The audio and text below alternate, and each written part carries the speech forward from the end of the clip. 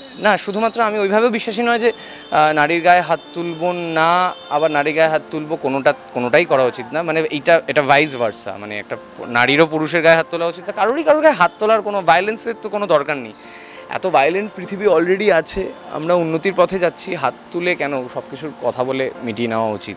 অর্কপ্রভ মানুষকে বিশ্বাস করতে পারে এবং অর্কপ্রভ জানে কোন মানুষকে কতটা বিশ্বাস করা হয়। এবার যদি আমি কোনো মানুষকে ভাবি যে আরে ও তো আমার জন্য 1 কিলো সোনা এনে দেবে, না আমি ওই বিশ্বাসটা কেন করব? খুব অদ্ভুত একটা ডিলেমার মধ্যে থাকি আমরা মানুষরা। কারণ পার্টনারই তো বেস্ট ফ্রেন্ড হবে, পার্টনারই সব কিছু হবে। তো ওইটাই একটা ডিলেমা। অর্কপ্রভ ডেঞ্জারাস এইসব ক্ষেত্রে।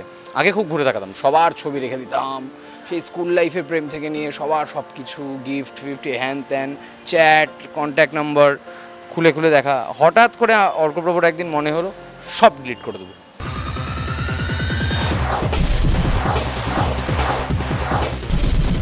এই মুহূর্তে আমাদের সঙ্গে যিনি আছেন দর্শকদের খুব প্রিয়, কিন্তু বর্তমান পরিস্থিতি যা হয়ে দাঁড়িয়েছে তাকে অনেকেই বলছে আসলে সে কেমন ভালোবাসার মানুষ। কারণ প্রাক্তন বর্তমান সকলকে প্রায় মিলিয়ে দিয়েছেন তিনি। বুঝতেই পারছেন, দুর্জয় রয়েছে আমাদের সঙ্গে। ব্যাপারটা কি, মানে রেগেও তো যাচ্ছেন সকলে অনিশার সঙ্গে। ওরে বাবা, সবাই যা সব কমেন্ট করছে, মানে অর্কপ্রভ সমাজশ্রী যদি একসাথে ছবি দেয় তখনও হ্যাঁ অবশ্যই তার লুকটাই ছিল তাই জন্য, কিন্তু সেখানেও মানুষ, আমরা কোনো ছবি দিতে পারছি না একসাথে বা কোনো রিল দিতে পারছি না, এবং তাই জন্য আমি বাধ্য হচ্ছি রানি আর অনিশাকে একসাথে নিয়ে কোনো ছবি দিতে বা রিল বানাতে, যাতে একটুখানি হিউম্যানলি লাগে। তো সবাই তো অনেক রেগে গেছে, মানে বেশ রেগে গেছে, স্পেশালি গায়ে হাত তোলার পর থেকে। আমি ওটাই বলছি, ওই সময়টা সেটা নিয়ে নানান কথাও হয়েছে। সেটা অর্কপ্রভ মানে কিভাবে দেখছিল সেই সময়, এই যে স্ত্রীর গায়ে হাত তোলা, সেটা রেগে গিয়ে ভুল বোঝাবুঝি? হ্যাঁ, মানে স্ত্রীর গায়ে হাত তোলা তো উচিত না, সেইটা নয়। এবার আমি ওই জিনিসে বিশ্বাসী, অর্কপ্রভ ওইভাবে বিশ্বাসী নয় যে, না শুধুমাত্র আমি ওইভাবেও বিশ্বাসী নয় যে নারীর গায়ে হাত তুলবো না, আবার নারীর গায়ে হাত তুলবো, কোনোটাই করা উচিত না। মানে এটা ভাইস ভার্সা, মানে একটা নারীরও পুরুষের গায়ে হাত তোলা উচিত না। কারোর গায়ে হাত তোলার কোনো ভায়োলেন্সের তো কোনো দরকার নেই। এত ভায়োলেন্ট পৃথিবী অলরেডি আছে, আমরা উন্নতির পথে যাচ্ছি, হাত তুলে কেন সব কিছুর কথা বলে মিটিয়ে নেওয়া উচিত? এবং যদি মনে হয় যে কথা বলে মেটানো হচ্ছে না, কথা বলা বন্ধ করে দুজনে আলাদা হয়ে যাও। গায়ে হাত তোলাতুলি ব্যাপারটা আমি একদমই পার্সোনালি পছন্দ করি না। সম্পর্ক অবিশ্বাস, আমি বলছি এখন বিশেষ করে বন্ধুর সম্পর্ক হোক, প্রেমিক প্রেমিক, বিশ্বাসটা দেখবে অনেকটা কমে গেছে। আগে ব্লাইন্ডলি বিশ্বাস করা যেটা ছিল, সেটা অনেকটা আমাদের জীবনযাপন হোক, সম্পর্কগুলো, সেটা আমি অর্কপ্রভর ক্ষেত্রে বলছি যে মানুষকে বিশ্বাস করতে পারে। অর্কপ্রভ মানুষকে বিশ্বাস করতে পারে এবং অর্কপ্রভ জানে কোন মানুষকে কতটা বিশ্বাস করা হয়। এবার যদি আমি কোনো মানুষকে ভাবি যে আরে ও তো আমার জন্য 1 কিলো সোনা এনে দেবে, না আমি ওই বিশ্বাসটা কেন করব? মানে আমাকে ওই জায়গায় রাখতে হবে যে আমাকে কেউ যদি এইভাবে বিশ্বাস করে, আমি কি সেটা ফুলফিল করতে পারবো? সেটা তো করতে পারবো না। তাহলে আমি কেন অন্ধের মতো কাউকে বিশ্বাস করব?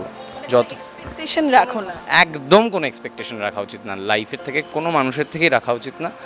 এবং লাইফ পার্টনার যদি অনেক, মানে লাইফ পার্টনারও তো এখন যা দেখছি চারিদিকে ডিভোর্সের হাওয়ায় ডিভোর্স চলছে এখন দেখছি, আর অ্যালিমনি অ্যামাউন্টগুলোও শুনে শুনে অবাক হয়ে যাচ্ছে। তো কাকে বিশ্বাস করবে কেউ জানে না।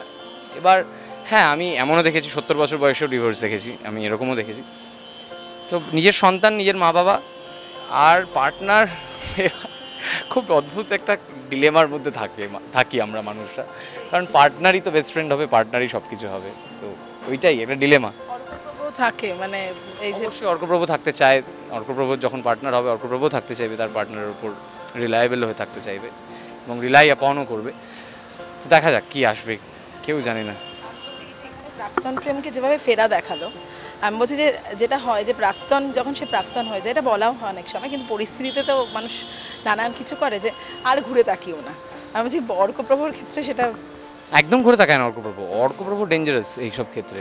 আগে খুব ঘুরে তাকাতাম, সবার ছবি রেখে দিতাম, সেই স্কুল লাইফের প্রেম থেকে নিয়ে সবার সব কিছু, গিফট ফিফট, হ্যান ত্যান, চ্যাট, কন্ট্যাক্ট নাম্বার খুলে খুলে দেখা। হঠাৎ করে অর্কপ্রভর একদিন মনে হলো সব ডিলিট করে দেবো, সব উড়িয়ে দেবো, সব বাদ দিয়ে দেবো, চ্যাট, কন্ট্যাক্ট, গিফট কিচ্ছু চোখের সামনে রাখবো না এবং একদম ফেরত এক্সিস্টই করিনি সেই এক্সিস্টেন্সই রাখি না সেই মানুষটা। আর এখন তো একদমই পেছন ঘুরে তাকালে আমি কিছু দেখতেও পাই না।